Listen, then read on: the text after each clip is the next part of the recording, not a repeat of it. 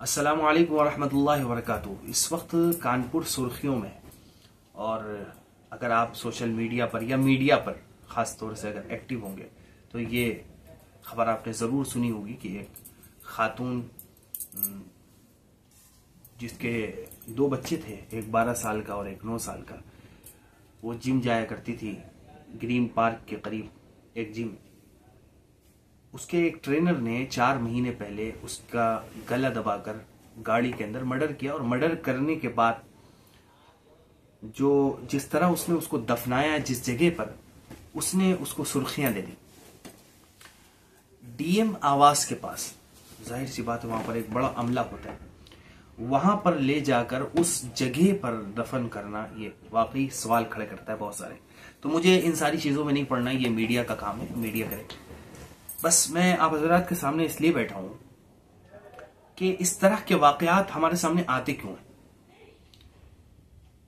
اور جب ہم اسلام کی بات کرتے ہیں، قرآن کی بات کرتے ہیں اور خواتین کے پردے کی بات کرتے ہیں تو فوراً اسلام پر کیچڑ اچھاڑنے کے لیے بہت بڑا طبقہ سامنے آ جاتا ہے اور سوالات کرنا شروع کر دیتا ہے کہ کہاں پرانے دور میں لیے جا رہے ہو، اولڈ ایجز میں لیے جا رہے ہو، اور 1400 سال پہلے کا جو سسٹم تھا وہ تم لاگو کرنا چاہتے ہو، اور بہت سارے سوالات کیے جاتے ہیں۔ لیکن ظاہر سی بات ہے اپنی عقل کا استعمال کرنا چاہیے کہ اسلام کا ذرا جائزہ لیجئے۔ اسلام نے جو تعلیمات دی ہیں وہ ایسی ہیں کہ وہ قیامت تک باقی رہنی چاہیے۔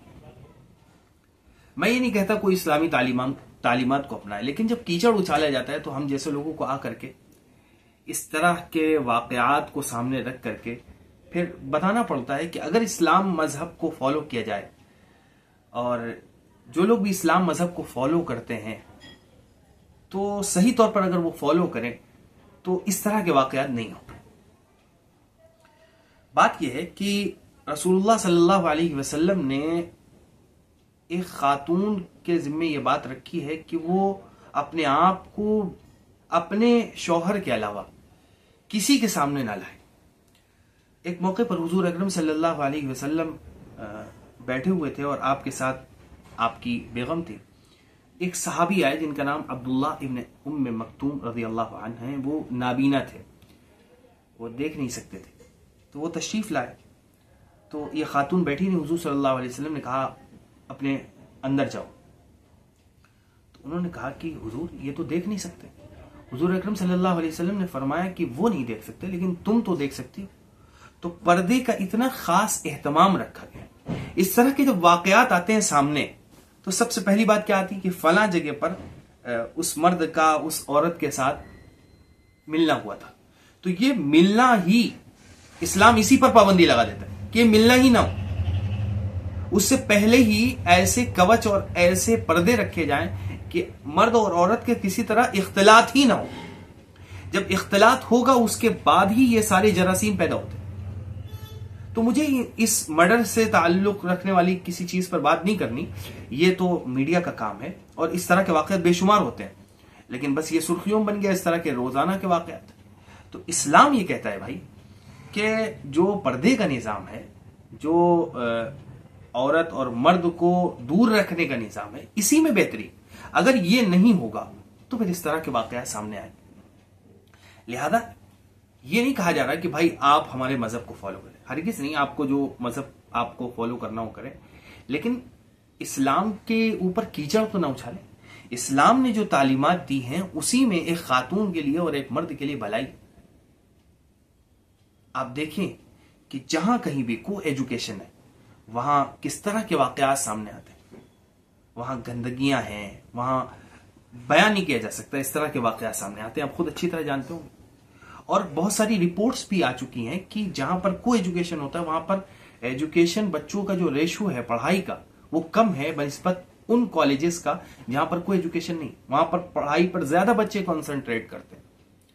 تو اب اس زمانے کے اندر اگر کوئی شخص اس طرح کی بات کرتا ہے تو اس پر فوراً یہ کہہ دیا جاتا ہے یہ قدامت پسند لوگ ہیں، یہ اولڈ ایجز میں لے جانے والے لوگ۔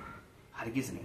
اگر ایک اچھا لائف سٹائل ہمیں چاہیے، ایک اچھی زندگی چاہیے، تو اسلام ہی کے پاس ایک ایسا نظام اور طریقہ ہے کہ جس کو اپنا کر کے ایک اچھی لائف سٹائل بنائی جا سکتی ہے اور سکون قائم کیا جا سکتا ہے۔ ظاہر سی بات ہے وہ خاتون جس کے 2 بچے ہو چکے تھے لیکن اس کے باوجود اس کا غلط ریلیشن ہوا، یہ کس بنیاد پر ہوا؟ اس لیے کہ بے پردگی ہے۔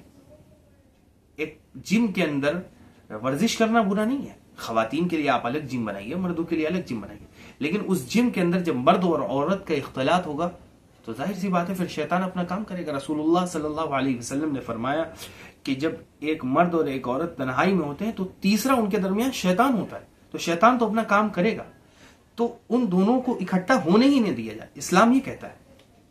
تو یہ ہے اسلام کا کانسیپٹ، میں اس بات کو بتانے کے لیے آپ کے سامنے آیا۔ لہذا ہم مسلمانوں کو یہ چاہیے کہ ہم مغربیت سے بالکل متاثر نہ ہوں، ویسٹرن کلچر سے بالکل متاثر نہ ہوں۔ ویسٹرن کلچر تباہی کی طرف لے جانے والا ہے اور وہ ہمارے سماج میں بڑی تیزی کے ساتھ آ رہا ہے۔ اس لیے ہم کو چاہیے کہ اسلام کی تعلیمات کو اپنے سینے سے لگائیں، صرف زبان پر نہیں کہ ایک خاتون کے جس کے ساتھ یہ سلوک ہو جائے کہ بھئی آپ حجاب میں نہیں رہ سکتی تو اس پر ہم نعرہ لگا دیتے ہیں، اس کے خلاف احتجاج کرنے کے لیے تیار ہو جاتے ہیں۔ کیا ہماری عملی زندگی کے اندر حجاب ہے؟ کیا ہم حجاب کو فالو کر رہے ہیں کہ صرف آواز اٹھا دینا کافی؟ لہذا اسلام کا جو پردے کا سسٹم ہے اس کو اچھی طرح فالو کرنا چاہیے۔ اس ویڈیو میں اتنا ہی۔ اللہ تعالی ہم سب کو اسلام کی تعلیمات پر گامزن فرمائے۔ السلام علیکم ورحمۃ اللہ وبرکاتہ۔